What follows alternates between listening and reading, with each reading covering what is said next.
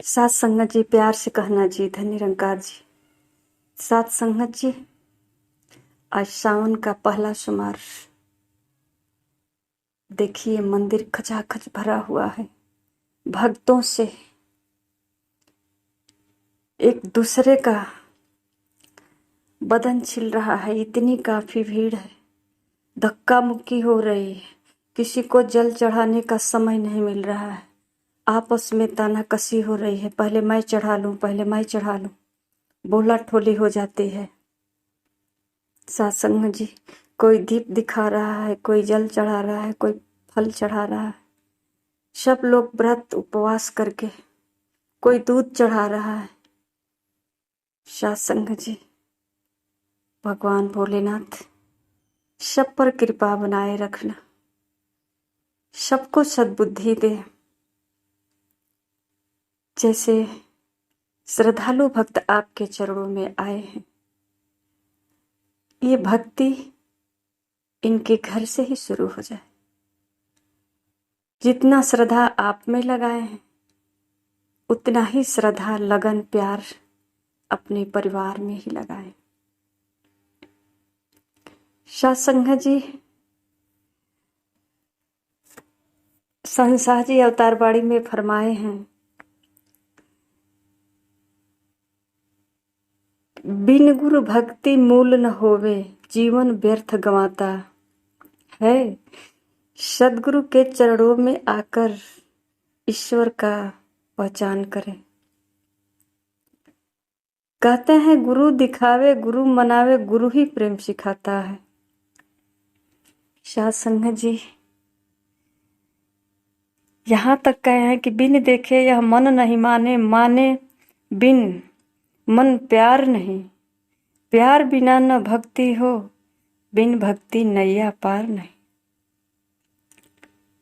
कहते हैं सत्संग जी कि किसी को बिना देखे कैसे प्रेम किया जा सकता है, भक्ति की जा सकती है, पूजा किया जा सकता है।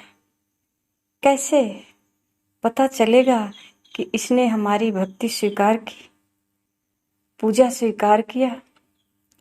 हम जो भक्ति कर रहे हैं, ये हमारी भक्ति में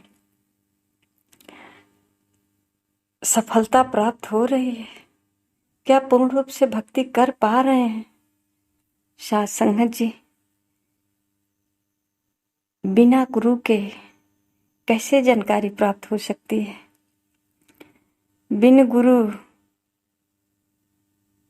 के भगवान का पहचान कैसे हो सकता है, कैसे जानकारी हो सकती है। जिस ईश्वर को ढूंढे दुनिया, कहो कहाँ पे रहता है। संत हृदय में वास है इसका, बैठ जिह्वा गुण कहता है। सत्संग जी, संत के हृदय में कहते हैं ईश्वर का वास होता है, और दुनिया कहाँ से कहाँ ढूंढ रही है परमात्मा को।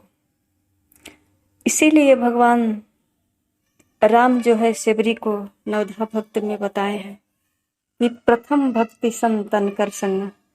9 भक्ति में, 9 प्रकार की भक्ति में एक प्रथम भक्ति बोले हैं कि संतों के साथ रहना। संतों के हृदय में परमात्मा का वास है, इसलिए संतों के साथ बैठना, संतों का सेवा करना, संतों का जो भी आदेश उपदेश आता है, संतों के वचनों का पालन करना, अपने जीवन में धारण करना।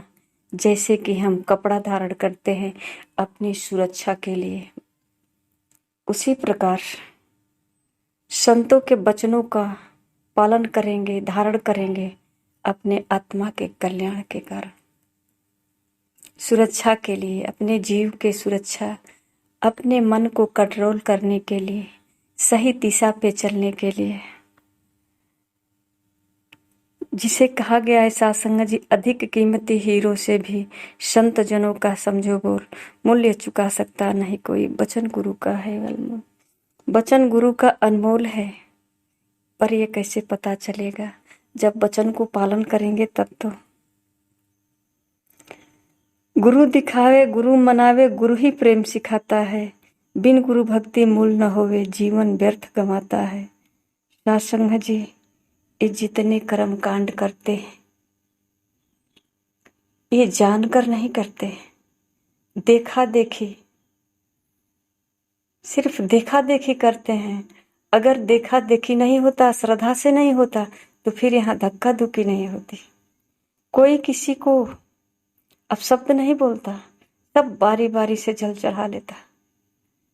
कोई पीछे से इंतजार करता, इतने ध्यान में मगन हो जाता कि उसे पता भी नहीं चलता कि मेरा नंबर कब आएगा, क्योंकि वो तो प्रभु के दर्शन के लाइन में लगे, उस घड़ी का इंतजार कर रहे हैं कब आएगा नंबर। अपने प्रभु से हम मिलन करेंगे, दर्शन करेंगे, जल चढ़ाएंगे, प्रसाद चढ़ाएंगे, फूल चढ़ाएंगे, कुछ बातें कहेंगे, बातचीत होगी। वो घड़ी कब आएगी? जितने इंतजार की जितने क्षण घड़ी है, ये घड़ी में शायद मिलने के बाद आनंद न आए, जो इंतजार की घड़ी में आनंद मिलेगा। पर सत्संग है जी, जानकारी तो नहीं है, धक्का धुक्की हो रहे हैं, समय भी नहीं है, जल्दी से अपना कोरम पूरा करके घर जाना है। सत्संग है जी, भक्ति में कोरम पूरा नहीं, कोई फर्ज पूरा नहीं, बल्कि ये हमारा परम धर्म है। यही परमात्मा को जानना और जान करके इनका स्मरण करना। सत्संग जी कहते हैं कि ये सर्वव्यापी है, सर्वज्ञ है, चाहे ये प्रभु सर्वव्यापी अंग संग तेरे बसता है। सब लोग जानते हैं परमात्मा कड़कड़ में है, सर्वव्यापी है, सब जगह है, हमारे अंग संग है। कह रहे हैं तब भी यह बिन सतगुरु पूरे तुझसे पर्दा करता है। फिर भी ये सामने आने वाला नहीं, दिखने वाला नहीं। अगर आ भी जाता तो कैसे पता चलता कि ये कौन है, इसका रंग रूप कैसा है? किसी ने बताया है कि इसका रंग कैसा है, एक कैसा होगा इसका वेशभूषा, कैसे हमारे साथ बातचीत करेगा, हम इसको कैसे सेवा करेंगे, कैसे बातचीत करेंगे, क्या कहेंगे, नहीं पता। कहते हैं ये अंगसंग है पर फिर भी पर्दा है प्राकृतिक का। पल पल सिमरो नाम प्रभु का, अहम भाव को चूर करो, प्रभु का केवल स्मरण करके चिंता मन की दूर करो। पर सत्संग जी इससे पहले कहते हैं संत चरण पे शीश को रख के दूर सभी अहंकार करो, ले अवतार गुरु पग धूली, भव सागर से पार करो। जब तक संतों के चरणों में नहीं आएंगे सत्संग जी, जब तक सतगुरु से परमात्मा का पहचान नहीं कर पाएंगे सत्संग जी, तो ये सारे हमारा कर्म धर्म अंधकार में है, समय की बर्बादी है, अज्ञानता में है, स्वार्थ में है। एक बहन जी हैं, सत्संग जी पास के ही तो हैं, वो अपने माँ को कहती हैं, सासू माँ को कहती हैं मर जाएगी तो रोएंगे भी नहीं। ये पता नहीं क्या क्या बोलती हैं, कभी इसको छुएंगे नहीं, इसका कीड़े पड़ेंगे, क्या बोल रही है। और वो गई है सावन सोमवार का व्रत रखी है शंकर जी को जल चढ़ाने, इसको ये भी नहीं पता कि पार्वती मैया को तो ऐसे कह रहे हैं, तो ये शिव जी कैसे खुश हो जाएंगे? जब तक पार्वती मैया नहीं खुश होंगी तब तक शिव जी कैसे खुश हो जाएंगे? सत्संग जी एक भजन आता है कि सासु हवी गौरा ससुर शिव शंकर, इन्हीं के जलवा चढ़ेबो मंदिर हम का करे जेबो। जितना भी भजन कीर्तन करते हैं सत्संग जी, एक बार इस पर विचार किया जाए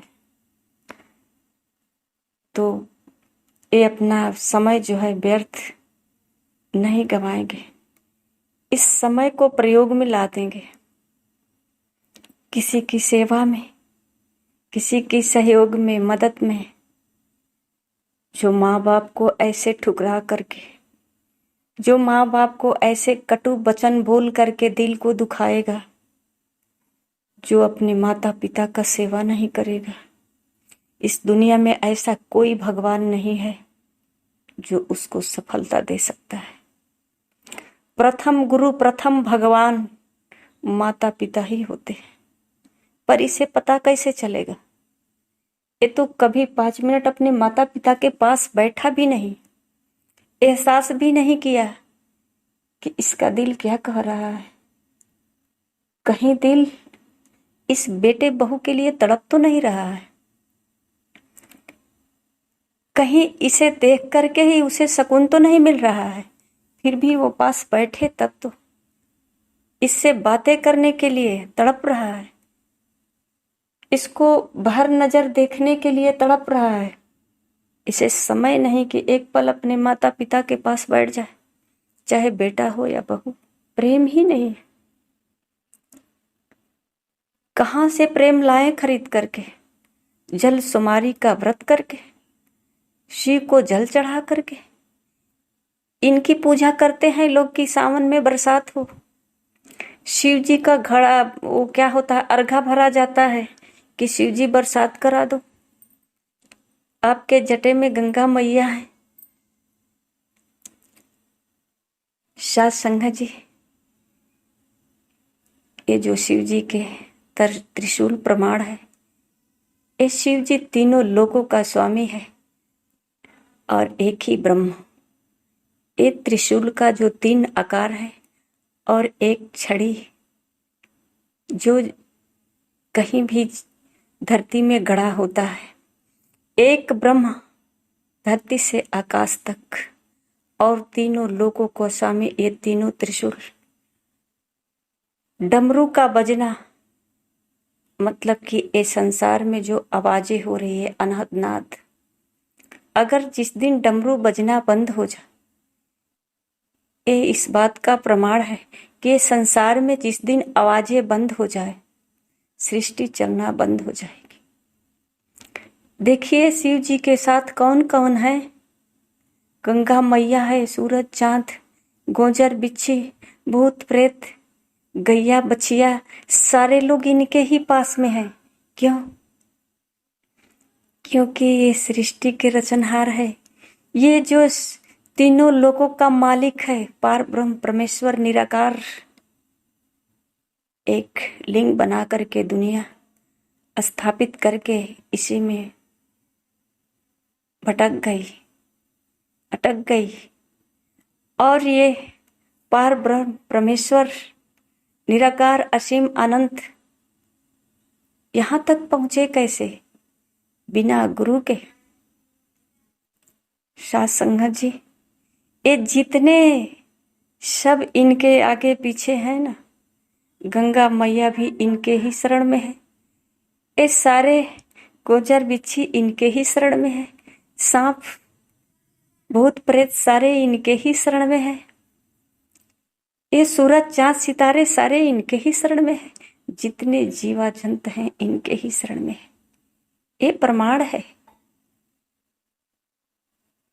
इसीलिए तो इनके दाएं बाएं सब प्रतीक रखा गया है कि ये तीनों लोकों का स्वामी है।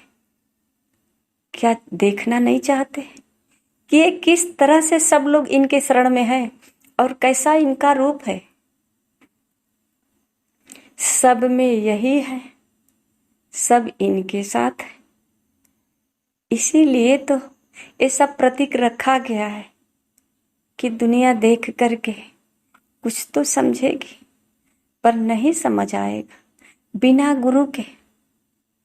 जैसा कि तुलसी बाबा ने बताया, बिना गुरु भव निधि तरही न कोई, जो बिरंच शंकर सम होई। चाहे वो शंकर के समान हो जाए, बिरंच ब्रह्मा के समान हो जाए, पर इस 84 लाख का चक्कर से मुक्त नहीं हो सकता।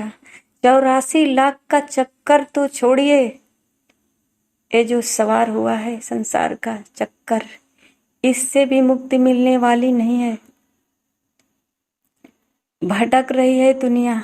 अगर मंदिर में आज व्रत उपवास रखी है तो किसी को बेटा चाहिए, किसी को नौकरी चाहिए, किसी को अपना फर्स्ट डिवीजन प्रमाण चाहिए, किसी को बहू चाहिए, किसी को दामाद चाहिए, किसी को धन संपत्ति चाहिए, किसी को स्वस्थ चाहिए, बीमारी लगी है। सत्संग जी, सब लोग कुछ न कुछ उद्देश्य लेकर के व्रत उपवास रखते हैं, भगवान के दरबार में आते हैं। जिसका अंत न पारावार न दृष्टाए गुरु नहीं, कड़कड़ में जिसका संचार न दृष्टाए गुरु नहीं। अगर ऐसा गुरु नहीं मिला जिसका अंत नहीं, जिसका कोई पारावार नहीं, उसको जो दिखाया नहीं, मतलब ये असीम अनंत निराकार परमात्मा का जो दर्शन नहीं कराया, दृष्टाया नहीं, वो गुरु नहीं। कड़कड़ में परमात्मा जिसका संचार है, जो इसे नहीं दिखाया वो गुरु नहीं। कौन है जग का पालनहार, नहीं दिखाया वो गुरु नहीं।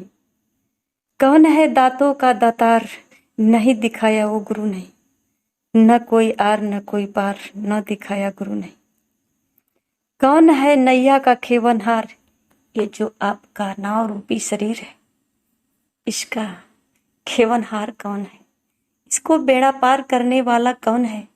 जब जानकारी नहीं हुई तो सत्संग जी ये जीवन भी व्यर्थ है और वो गुरु भी जो बताया नहीं।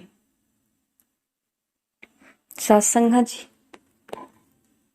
आइए, संत महापुरुष कहते हैं कि सतगुरु के चरणों से उत्तम कोई पावन धाम नहीं।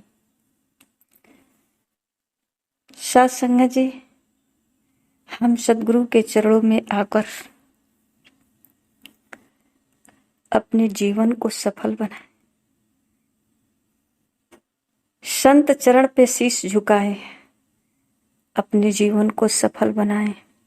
कहते हैं प्रभु प्रीत का सौदा ले ले बिरला, यह कोई वह कोई व्यापारी है, अवतार नाम के व्यापारी पर बार बार बलिहारी है। गुरु कह रहे हैं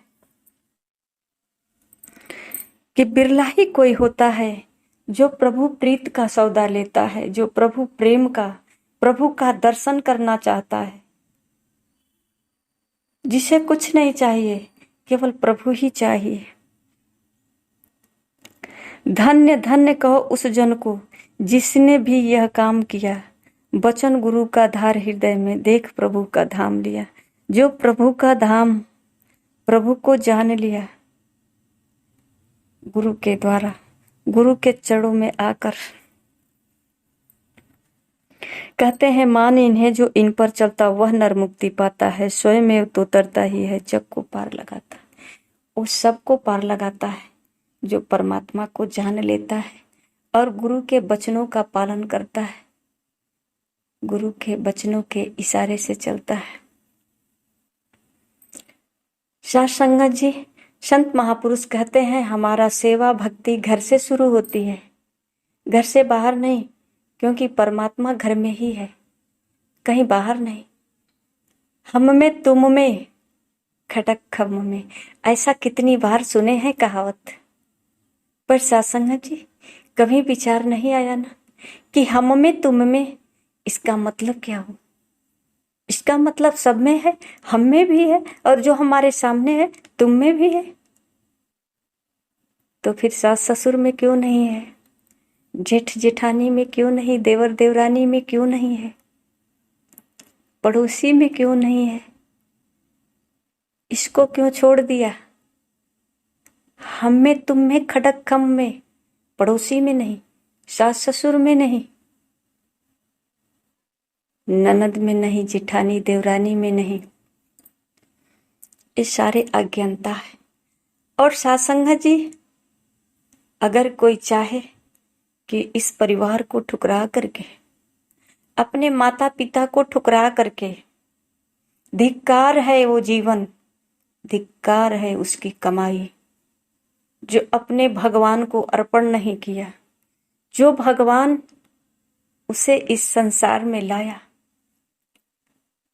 जो भगवान उसे इतनी पीड़ा सह करके पैदा किया, लालन पालन किया, संस्कार दिया, दुख सुख हर मौसम को सह करके इसे सुख सुविधा दिया, आज उसे ठुकरा करके कहता है भगवान का भक्ति कर रहे हैं।